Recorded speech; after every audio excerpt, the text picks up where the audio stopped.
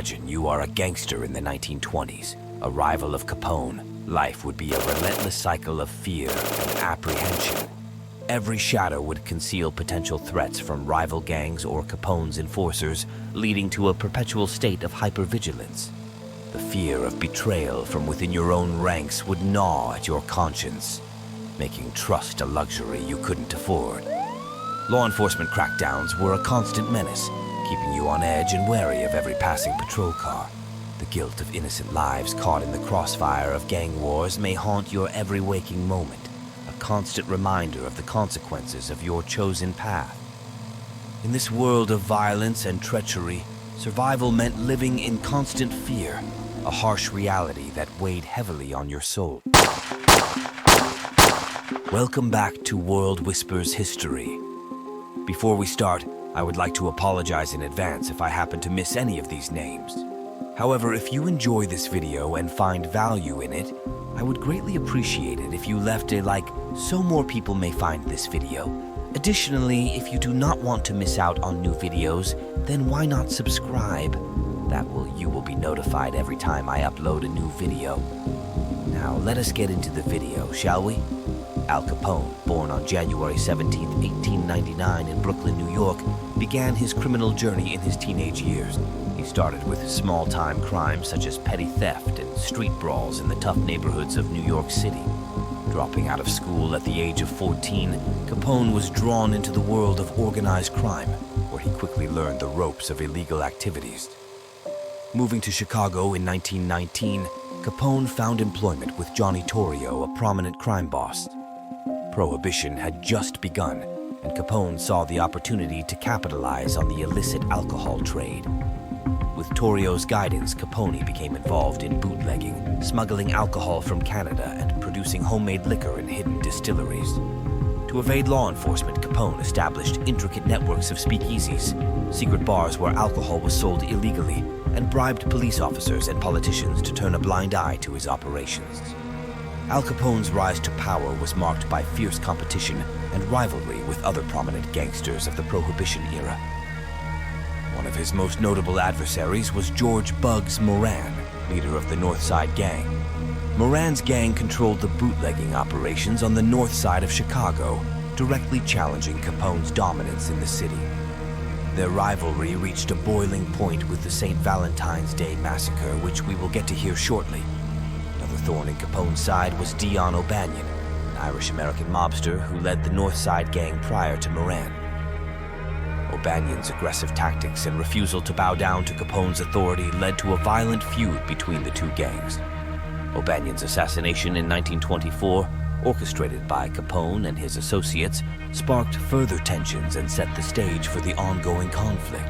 Jaime Weiss, a protege of O'Banion, also posed a significant threat to Capone's reign.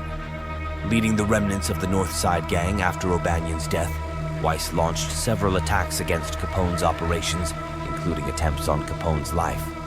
Their bitter rivalry escalated, culminating in the violent gang wars that plagued Chicago in the late 1920s. Joe Aiello, an Italian-American mobster based in Chicago, also vied for control of the city's criminal underworld. Aiello's Sicilian roots and connections to the Mafia made him a formidable opponent to Capone's dominance. The two gangs clashed over territory and profits, contributing to the chaos and bloodshed that characterized Chicago's gangland during Capone's reign.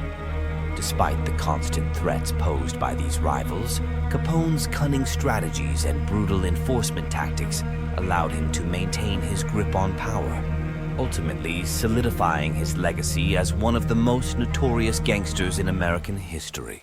Hey, real quick, I just wanted to say that if you or someone you know happens to be struggling with alcohol addiction and would like to take the first steps toward recovery, check out our sponsor, Alcohol Free Forever. It is an amazing way to discreetly recover from alcohol abuse and live a life of clarity. There are no awkward meetings or expensive counselors, and if you use the link in the description, you will get a free ebook, which spares no detail on alcohol's harmful effects. Anyway, back to the video. By the late 1920s, tensions between Capone's gang and rival factions reached a boiling point. one of Capone's main rivals, Moran, leader of the North Side Gang. The animosity between the two gangs culminated in the infamous St. Valentine's Day massacre on February 14, 1929. Capone's men, disguised as police officers, ambushed Moran's associates in a garage on North Clark Street, brutally gunning down 7 of Moran's men. While Moran himself narrowly escaped the massacre, the event sent shockwaves through the city and further cemented Capone's reputation for violence and ruthlessness. Capone was notorious for his brutal enforcement tactics, often using a baseball bat as his weapon of choice. One particularly chilling incident occurred when Capone invited several rival gang members to a dinner at a local restaurant. Once inside, Capone's men chained the doors shut, trapping the men inside as Capone himself proceeded to beat them mercilessly with a baseball bat. This savage display of force instilled fear in those who dared to cross him and solidified his position as the undisputed leader of Chicago's criminal underworld. As Capone's power grew, so did the scrutiny from law enforcement agencies determined to bring him to justice. Leading the charge was Elliot Ness and his team of untouchables, a group of incorruptible federal agents tasked with dismantling Capone's criminal empire.